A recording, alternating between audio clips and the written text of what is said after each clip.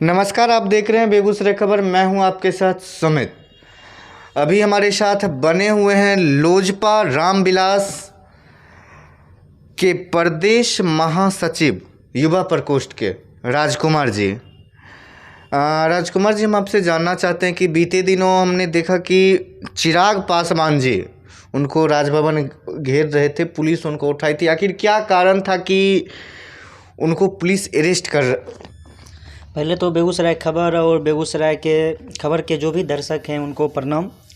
और देखिए 15 तारीख को जो हुआ है वो राजभवन घेराव को लेके था और राज्यपाल जी को एक पत्र के जरिए सारा चीज़ उनको दर्शाया जा रहा था जो वहाँ क्या हो रहा है वर्तमान स्थिति बिहार में, इस पर्पज़ से था।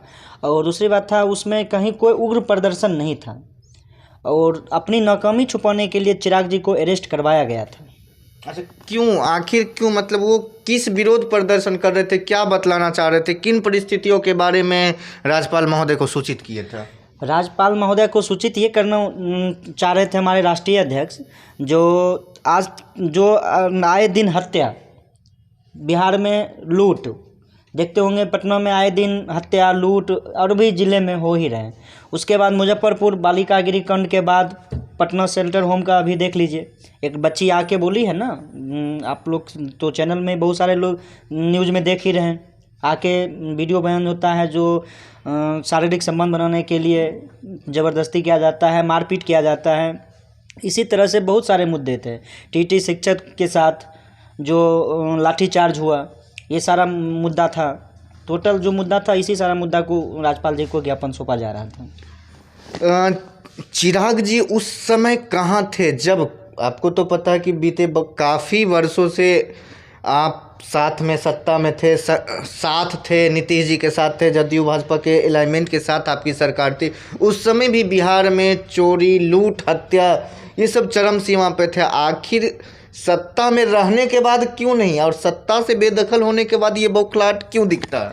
ये बौखलाहट की बात नहीं है, वो केंद्र में बने हुए थे, लेकिन जब से बिहार की राजनीति में ज़्यादा सक्रिय हुए तो, और जब से मुख्यमंत्री आए, इतना हत्या नहीं था।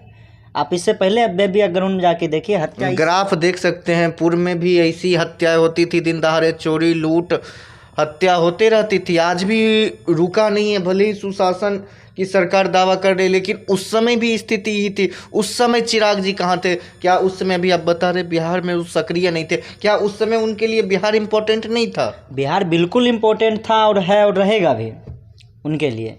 दूसरी बात है, पटना शेल्टर होम और मुजफ्फरपुर सेंटर होम की तरह वो घटना तो नहीं होती थी ना पहले।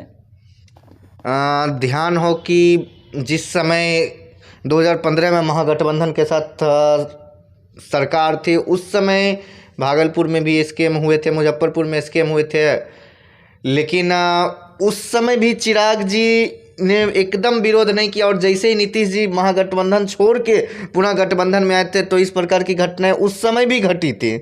तो उस समय तो चिराग जी कहीं कुछ नहीं बोल रहे थे। उस समय की स्थिति तो हम नहीं बता सकते हैं, लेकिन अभी वर्तमान स्थिति में जो चल रहा है उस पर बात कीजिए तो ठीक, ज़्यादा बेटर रहेगा। वो भी मामला अभी तक लीपापोती ही चल रहा है, उस मामले का भी कुछ नहीं हुआ, क्योंकि नीतीश जी इधर आ गए हैं। तो उस समय कहाँ थे चिराग? सरकार में तो चिराग जी थे नहीं, सरकार में थे? बिल्कुल नहीं थे। तो मुख्यमंत्री नहीं थे ना, मुख्यमंत्री नहीं थे, लेकिन समर्थन तो था उनका। वो स्टार्टिंग से जब विरोध कर रहे हैं, इसीलिए तो चिराग जी तो नज़र में गड़े हुए हैं ना। वो जब जब आईना दिखाते हैं मुख्यमंत्री जी को, तब तब इनको तकलीफ होता था। इसी कारण बस तो वो हट के अपना चुनाव लड़े ना, अकेले लड़े। मात्र एक विधायक हुआ, वो भी विधायक अब जदयू में चले गए। आखिर क्या कारण रहा होगा कि वो जदयू में चले गए? लोजपा के इकलौते विधायक थे वो। तो मान लीजिए माननीय विधायक जी जो राजकुमार जी वर्तमान में हैं, वो तो वही बता सकते हैं जो उनको क्या हुआ, जो वो आए लोजपा में और चले गए जदयू में। वो तो उनको तो जदयू के खिलाफ वोटर ने उनको वोट दिया था ना, इसे तो आपको भी पता है। उनको लोजपा के समर्थन में वोट मिला था, ना कि जदयू के वोट से मिला था। जाना आना तो उनकी अपनी व्यक्तिगत पहचान है। आखिर क्या कि आज लोजपा में भी आंतरिक कलह चल रहा है। विधायक जी ने तो यही वजह बताई थी कि आंतरिक कलह के कारण वो गए हैं। आखिर कारण क्या रहा होगा कि चिराग जी अपने विधायक तक को नहीं संभाल के रख पाए? इसमें चिराग जी की कोई टिप्पा टिप्पणी नहीं है।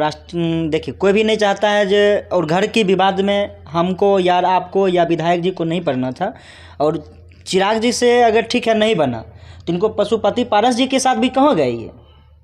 गुट तो 2 हुआ ना। गुट तो हुआ। जब ठीक है इनसे नहीं बना, इनको टिकट दिलवाने वाले भी दूसरे लोग थे जो टिकट दिए, तो उस समय भी तो वो उनको पारस गुट में भी जाना चाहिए था, लेकिन ये जदयू के साथ गए, तो उसमें कहीं चिराग जी का या किसी टिप्पा टिप्पणी से कोई फर्क नहीं है।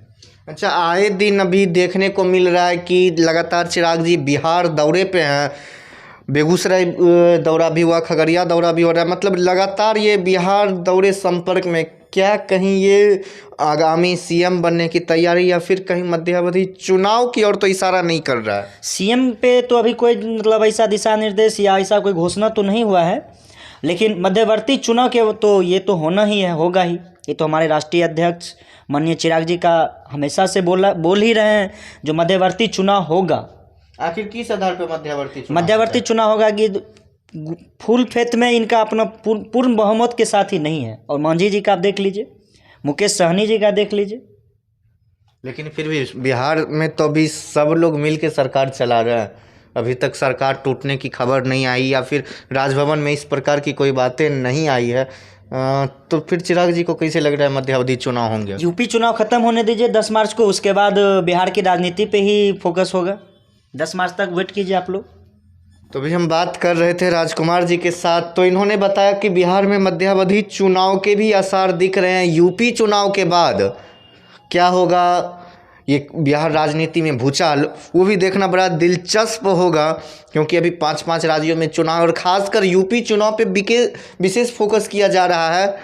देखते हैं कि आगे चुनाव परिणाम में क्या होते हैं, मध्यावधि चुनाव होते हैं या नहीं होते हैं। तमाम खबरों को देखने के लिए देखते रहिए बेगूसराय खबर।